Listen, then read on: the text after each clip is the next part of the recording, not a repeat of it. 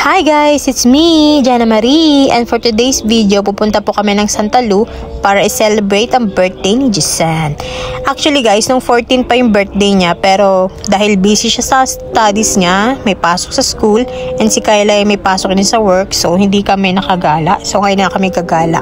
Andito kami sa cinema, ayan, bibili kami ng ticket, manonood po kami ng The Nun 2. Ayan, medyo mahaba lang yung pila, pero carry lang.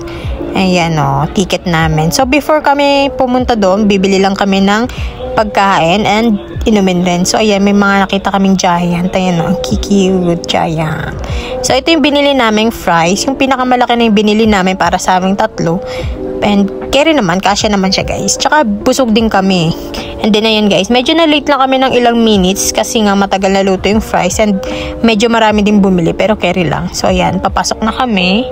And di na rin ako masyado nag-video kasi nga medyo maraming tao and nakakahiya. Bawal din daw mag-video eh. So ayan, nakalabas na kami. Ayan o, mag-arcade na kami guys.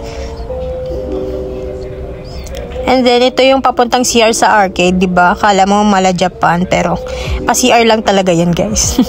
So, yan, bumili kami ng ticket kasi may nakita kaming rides and sasakay kami. So, ayan. Ito yung sinakyan naming rides muna. Yan.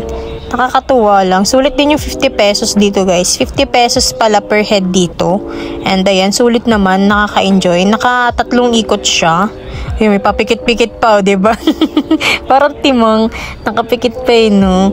Pero yun guys, sulit naman. Makikita naman sa mukha namin, no? Ayan, no? Diba? Ang saya-saya lang. Oh, diba? And then, next ride namin dito sa horror train. Dito guys, hindi na ako nag-video dun sa loob kasi sabi nung kuya dyan, eh, hindi daw pwede mag-video dun sa loob and hindi daw pwede manakit ng mga nananakot. So, hanggang dito lang ako mag-video. Ayan. So, hanap lang kami ng upuan. And, ayan na, nakahanap na kami ng upuan. Tapos, yan na, dyan lang ako nag-video. Yan. And then, after namin mag-horror train, dito naman kami sa basketball. Ayan o. Kaming dalawa muna ni Jusan, and then, mamaya si Kyla naman. Dalawahan lang kasi sabi ko, videohan niya na lang ako. Tapos, ayan. Diba? Diba hindi nakakashoot eh. And then next, ito silang dalawa ni Jusan naman dito.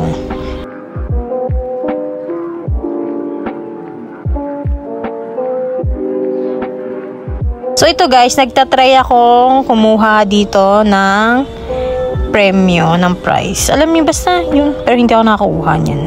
Then ayan o, ganyan. Hindi rin sila nakakuha. Madaya dyan eh, mukha ba dyan? Pero tinry namin kahit madaya. So ito o. Nagtatry ulit kami, pero iba-iba. Basta iba-iba tinatry namin. Lahat hindi kami nakuha. Wala kaming nakuha. Pero enjoy naman. Ayun o. Hindi umabot.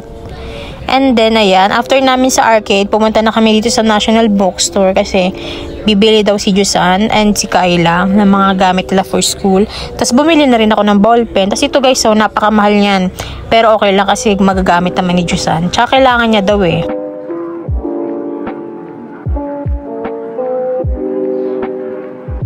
And then yan guys, after namin doon, lumabas na kami ng Santa Lu kasi around 9 na siguro niyan. Tapos nag-grab na lang kami.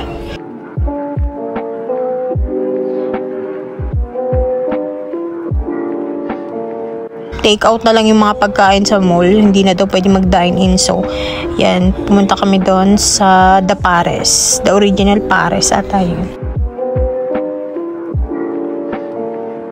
And ayan, konting lakad na lang, papunta na kami doon kasi medyo malayo yung binabaan sa amin kasi mali rin yung nilagay naming location. Pero okay lang, ayan. Ito yung order ko guys, ang sarap. Diba? Yan lang. Kain lang kayo guys. Hindi pa pala yun, ito pa pala. Panoorin nyo pa pala akong kumain. Eh, tinanggal ko lang yung dilaw kasi ayoko nang hindi luto. Gusto ko yung pritong-prito talaga. So, hinalo-halo ko lang. Ganyan, kain-kain na. And after namin kumain, ayan, nag-grab ulit. Diba, syala-syala. For the grab-grab na lang. And then, syempre, bumili kami pa sa lubong sa bahay. Ice cream, tsaka para kay Max. Yan lang, guys. Bye-bye!